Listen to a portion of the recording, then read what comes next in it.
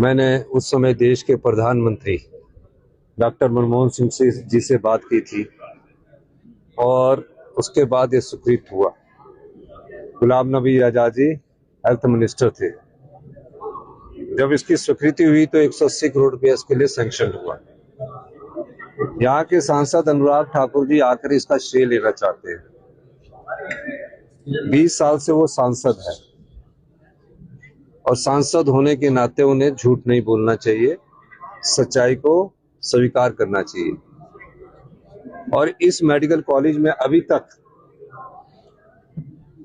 500 करोड़ रुपया खर्च हो चुका है, जिसमें केंद्र सरकार का योगदान मात्र उस समय की जो हमारी कांग्रेस सरकार था 189 करोड़ था। बाकी पैसा मेरे मुख्यमंत्री बनने के बाद इस मेडिकल कॉलेज को तेजी से पूरा किया गया और पूरा पैसा उपलब्ध करवाया गया। घोषणा की बात नहीं कि बनाने की बात है। और स्वयं आप एक के बाद एक तिथि को देखेंगे।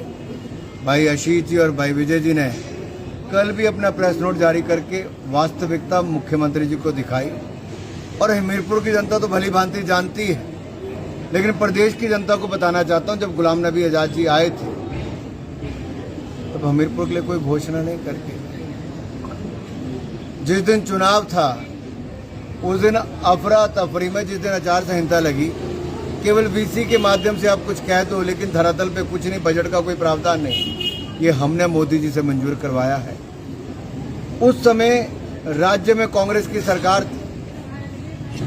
3 साल तक कांग्रेस ने 2014, 15, 16, 17 कोई जमीन नहीं दी। और मैं मुख्यमंत्री जी से कहता हूं, बताएं कांग्रेस की सरकार में 3 साल जमीन क्यों नहीं मिली? जयराम जी की सरकार आई तब जाकर हमने जमीन उपलब्ध करवाई।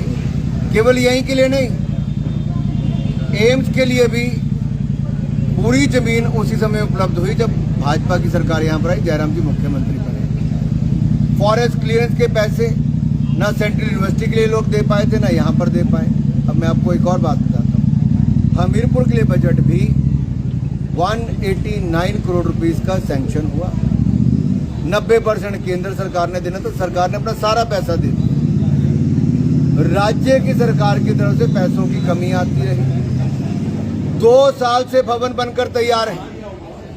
मेरा मुख्यमंत्री से सवाल है, 2 साल से भवन बनकर तैयार है, मिट्टी खा रहे हैं। अगर अनुराग ठाकुर वहां पर नहीं गए होते, इंस्पेक्शन नहीं की होती और दिशा की मीटिंग में सवाल नहीं खड़े किए होते, तो ना मुख्यमंत्री का हमीरपुर दौरा होता, ना ही वो मेडिकल कॉलेज जाते। सोई हुई नींद से जगाया हमने सरकार को। और अब एक बात और पूछता हूं, 2 साल में ऐसी कौन सी मजबूरी है कि फर्नीचर नहीं खरीदा गया, मेडिकल इक्विपमेंट नहीं खरीदा गया? क्या मजबूरी है? क्या हिमाचल की सरकार इतना सा काम नहीं कर पाई? आखिरकार जो बच्चे यहां पर पढ़ रहे हैं, जिनको हमने मेडिकल कॉलेज की सुविधा दी है, वो किसके बच्चे हैं? हम सब में से किसी न किसी का कोई ना कोई बच्चा पढ़ रहा है जो आगे डॉक्टरी पास करके स्वास्थ्य क्षेत्र में अपनी सेवाएं देगा।